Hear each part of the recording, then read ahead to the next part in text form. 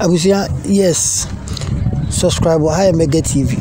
Na mesrɔhwɛ hu sɛ ɔman ne yɛ die ntia de bia yɛ sɔre a yɛte yɛ fidi kɛsie so a yɛ kasa bebree no. Anyɛ sɛ yɛbɛhwɛ sɛ ɔman ne nkɔ yie na de bia ne nkɔ yie ne yɛbɛka. Papa ba nso a abusua yɛ de bɛba abɛsom mo na mo nso mahu de ɛkɔ. Ayɛ 27th of December 2022 last year ya.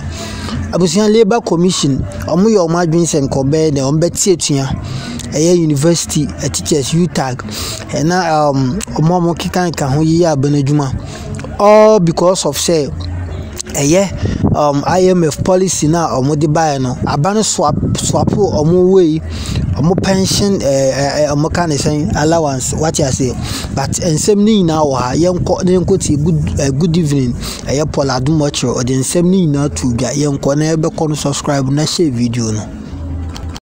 Ken Ofori today achieved another feat. Something good is happening to the guy after getting the severest battering from his own members of parliament, from general public, from economic hardships, from the free fall of the CD, etc., etc. It looks like Mr. Ofori is coming round his own. This morning and this afternoon, we were told that organized labor was going to begin a strike action on the 27th of December. That's what we're told, isn't it? That's what we're told. Okay. So at the close of day, however, that strike is no longer going to happen. Why is it not going to happen? Let me take you to the touch screen. So this is a statement issued by the Ministry of Finance. It said the government of Ghana and organized labor associations shall, however, work together to explore mutual beneficial options within debt sustainability limits and to also promote macroeconomic stability and economic recovery in the spirit of social partnership. Now, Ofori was speaking after government and organized labor had come to a conclusion on what to do with labor pensions. So the conversation is that labor organizations had been told that government was doing this suspending interest payments for 2023. That was captured in the budget, actually. Now, labor was concerned that their pensions should not be allowed to participate in the debt swap analysis. You know, government is swapping debt. That is to say, if government owes you, you go in and you take a new kind of debt. That arrangement will mean that in 2023, you don't get anything. That's what Mr. Ofori proposed as a sustainable way for Ghana to be able to go through the current economic difficulties and secure an IMF program also for the future. Now, organized labor was concerned that their pensions should not be used. And so they said that if their pensions were to be part of this, then they will go on an indefinite strike action starting from 27. Let's see the statement. There's a statement. Can you please give me the statement quickly so we can read the statement? It's tiny. Okay, I'll read it anyway. All right. It says that following meetings held at the Ministry of Finance in December 2022, between Government of Ghana, represented by Ministry of Employment and Labor Relations, Ministry of Finance and Ministry of National Security on the one hand, and organized labor associations represented by leadership of all labor unions and associations on the other hand, to resolve issues on the exemption of all pension funds in domestic debt exchange (DDE) program announced by government on 5th December 2022.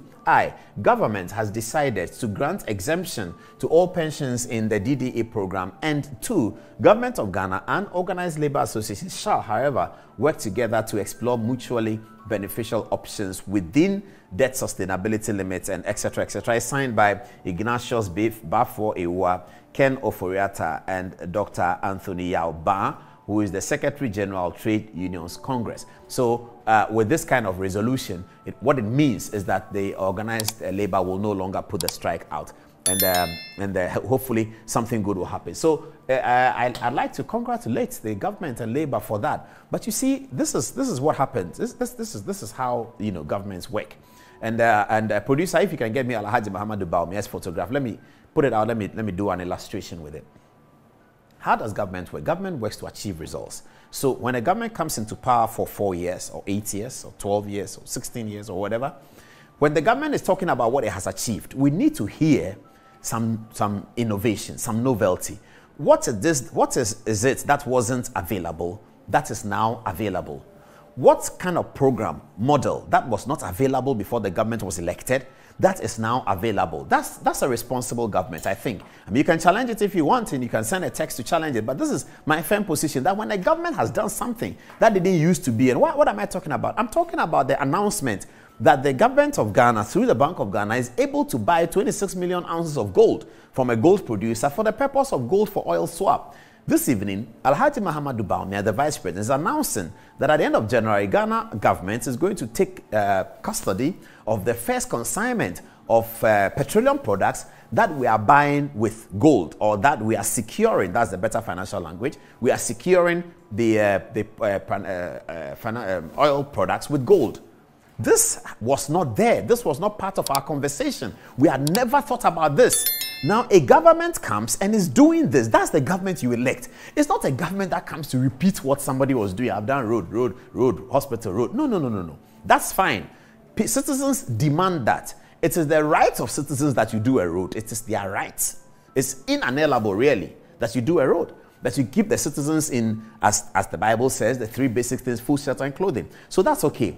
But when a government sees a crisis, that our city is collapsing, it's collapsing because we are looking for a lot of dollars with our city to buy petroleum products. Because whether you like it or not, every society, every community today in the world lives and breathes petroleum products. The electricity in your house is petroleum product.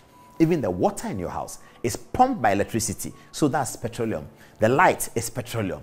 Your movement is petroleum. So we all rely on petroleum. So for a government that is looking after 30 million people, you have to be clear on how you get your petroleum products. If you become government and you find that you are in a circus, because every time the calendar year turns to a certain period, you are required to change your cedis to take dollars, and then your cedis crashing.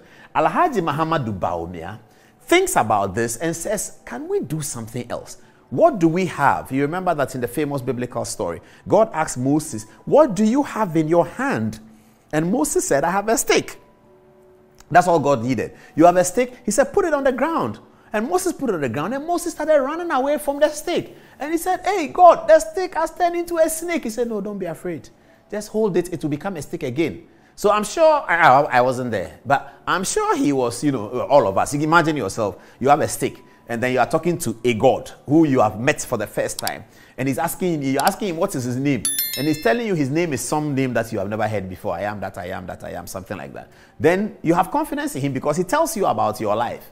And then he says, I am going to send you to release my people Israel. This is a story Moses had heard when he was growing up, that eventually the God of Israel, Jacob, Isaac, and Abraham, was going to send some Messiah to come and take them out of captivity. He had heard that story when he was growing up in the palace, that the Israelites believed, at the time he thought he was an Egyptian. He heard the story, that the Israelites believed that some God, and they used to laugh at that story. The palace people, the Egyptians, used to laugh at that story. Okay, let me not digress too long. I think I'm taking too long in bringing in Moses. But yes, so what do you have in your hand? He said, I have a stick. He said, put a stick on the ground. He put it on the ground, it became a stick, and he held it. And it became a stick again, and he said, God, who shall I do? He said, that is me with you. Because Moses told God that if you will not go to the palace with me, I will not go. He said, I shall be with you. How do I know you are with me? The stick. Okay, so Dr. Bawumia thought about, what do we have? We have gold, and we have so much gold that is becoming a threat to our own lives, because so many people around the world, so many Chinese people are looking for the gold, so they come into our country. We have porous borders, so they come into our country, they dig the gold, destroy our water, and all of that. And when we tell them that mine the gold responsibly, they don't listen to us. They just destroy it. And gold is money, so they're able to pay our officials, and then they get access to the gold, and they have access also to destroy the water. So Dr. Bawumia thought that this gold that is becoming almost like a negative to our livelihood, can we use it for something? He said, yes, let's do oil for gold. He sat his team together. You heard Osafo Mafo, by the way, 80 years old today, Nanaya Osafo Mafo, senior minister, happy birthday. I forgot to do a montage for him as I was rushing into the studio, but he celebrated today. He's celebrating also in his village. As officials have been told. So those of you can go to his village this weekend, I hear sometime. Osafo Mafo is 80 years, so he's older than the president. And we saw him the last time on television. He looked very well. Congratulations, Osafo Mafo. Okay, let me get back to Alhaji Bawumia's story. So Dr. Bawumia then finds out that this is gold. I can use it. I can use gold to do this, to help our currency. And today he has announced that 2 announcements. First of all, millions of ounces of gold has been bought by the Bank of Ghana from the gold market for the purpose of oil for gold. At the end of January, he's bringing in the first oil for the swap of gold. That's what you call government. Something that was not there, that is now there. Free SHS was not there. It is now there. The other people who are competing for presidency, they should tell us, what is it that was not there that they were able to make a part of our conversation after they left office? If they can find something, then we have a contest. But if you want to be leader, member of parliament for your constituency, and you are campaigning after you have been member of parliament for 4 years, you would have to tell the constituents something that was not there. That through your ingenuity, you have brought it. Through your thinking, you have brought it. Dr. Bawumia has a lot to say about that. Because when he was running for vice president, there was nothing like oil for gold, gold for oil, nothing like that. It was not there. He came into government, it was still not there. He was doing his government work, and then the crisis emerged. He confronted the crisis and said that I am in leadership position. Let me think. So he called people. 2 heads are always better than 1, as I can say. So he called people, they discussed it, and they came up with a plan. At least they had a plan. Even if it's not workable, they had a plan. Some people come into government and they leave, and you ask them what did they do. They cannot tell you that I did something that was not there. They can't say it. They have just come into government like you sit in Trotro from Labadi to Teshi. You sit down, you get down, and you go to your work. Every day you sit down in Trotro from Labadi to Teshi and get down. You know, that's what they do in government. They come into the government bus, they sit down, at the end of the day, they are gone. That's it. So as young people who are listening to me, when you are electing people, you need to be clear that you are electing people who, if they have a track record in government, they can show you something that was not there that I did. Maybe campaign time will come, we can talk about it. But congratulations to Alhaji Mahamudu Bawumia, and we wish him a Merry Christmas and a Happy New Year, isn't it? He's showing that the position of vice president is not just to be there, it is to create.